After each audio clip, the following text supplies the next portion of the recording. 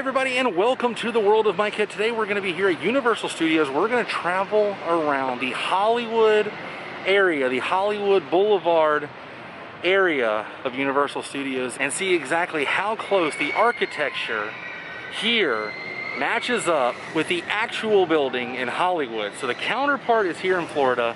The actual building is in Hollywood. We're going to see exactly how close Universal came to recreating these iconic buildings, such as the Pantages building, the dark room, things like that. You guys are going to get to tag along, and the reason I want to do this video is every time I come here and I walk towards World of Micah, I always think to myself, yeah, those buildings are based on actual buildings out in Hollywood. So we're going to see how well they match up. You guys are going to get to tag along. Before we get started, go ahead and click that subscribe button. It's free. It'll keep you updated with my latest video. If you would like to support my channel, please visit my Patreon page at patreon.com/worldofmicah. We're donating $1 a month. Can't help fund episodes just like this. Now let's travel and see how close Universal brought the actual Hollywood to Florida. Now, let's take a closer look. We're ready for Hollywood indeed, right here on Hollywood Boulevard. Our first stop is going to be the Brown Derby. I mean, they pretty much nailed it with this recreation, Hollywood Brown Derby. They turned this into a Brown Derby hat shop, which I thought was a genius idea. There were several Brown Derbies in Hollywood. None of them exist anymore, and they were not a hat shop. They were restaurants that Hollywood actors and actresses would flock to. They even got the sign on the tip top, just like the one in the photo I showed you. Right across the street, this is a motoring accessories facade. It's actually based on the Hollywood Playhouse at 1735 North Vine Street in Hollywood, California. It was a theater called the Playhouse Theater. For some reason, when Universal built it, they thought they could make it into a motoring accessories facade. Not sure why. Maybe they didn't want to have two theaters on the same street, be confusing with the horror makeup show theater based on Pantages Theater right down the street. Kind of awesome. If you walk up, there's a plaque. It says Hollywood Playhouse. Cart Jules Whale and H.L. Goggerty were the architects, 1921. Right across the street is the Max Factor Makeup Studio, and it says Max Factor Makeup Studio on the front of the door inside this famous building. Marilyn Monroe became a blonde, and also Mr. Max Factor transformed Lucille Ball into a redhead. It happened inside the real Max Factor Makeup Studio. And honestly, this facade here looks very similar to the actual Max Factor studio in Hollywood, California. And this is the plaque for the Max Factor building. Architect was S. Charles Lee in 1931. Building straight ahead is the Beverly Wilshire Hotel, and it's based on the actual Beverly Wilshire Hotel at 9500 Wilshire Boulevard in Beverly Hills. Kind of crazy. There are certain buildings here that are on Hollywood Boulevard, certain buildings here on Vine, and some buildings here on Rodeo Drive in Beverly Hills. Looks just like it does in Hollywood. It's kind of crazy.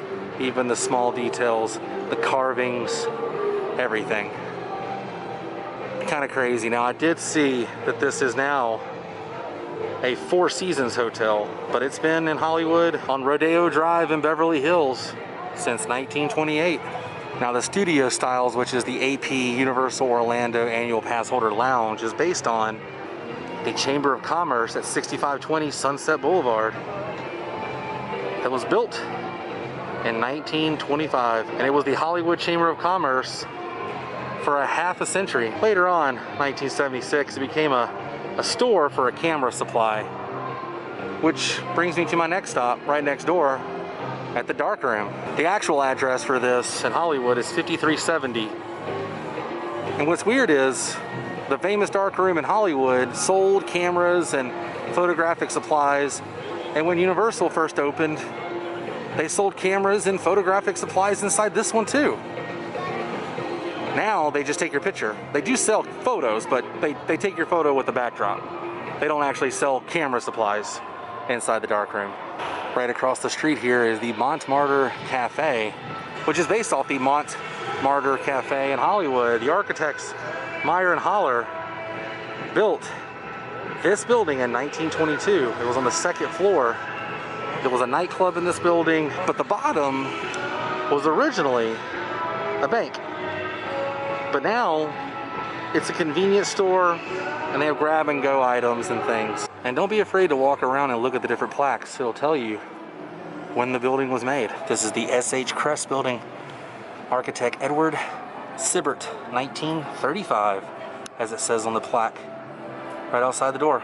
And you can see what it looks like in the photo compared to what Universal wanted to make it look like here in Florida. You know, honestly, with the music and the palm trees, you kind of feel like you're in Hollywood. But then that Florida sun grabs a hold of you and you remember, oh yeah, I am not in California. And this pharmacy needs no introduction. Everyone knows about Schwab's Pharmacy. It's been featured in several films, including Sunset Boulevard. But this is what Universal decided to make Schwab's look like here in sunny Florida.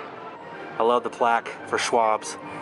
Here, if anywhere else in America, I seem to hear the coming footstep of the muse. Quote from William Butler Yeats. And this is based off the Hollywood Roof Ballroom from 1930.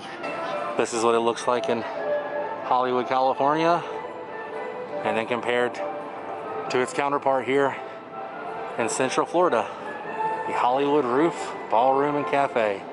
I do love the neon of the man and woman dancing. And last but not least, the famous Pantages Theater in Hollywood, California.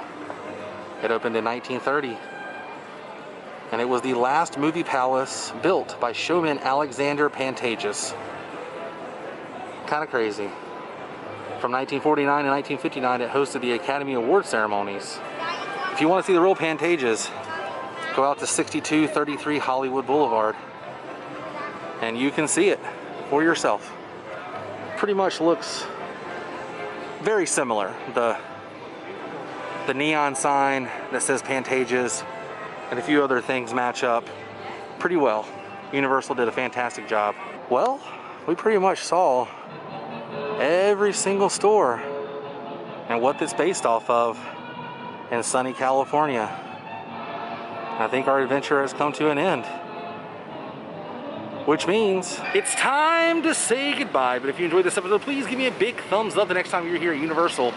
Walk around, notice those buildings, read the plaques, take a picture. If you've never been to Hollywood, for some of you, it could be the closest thing to seeing the actual building.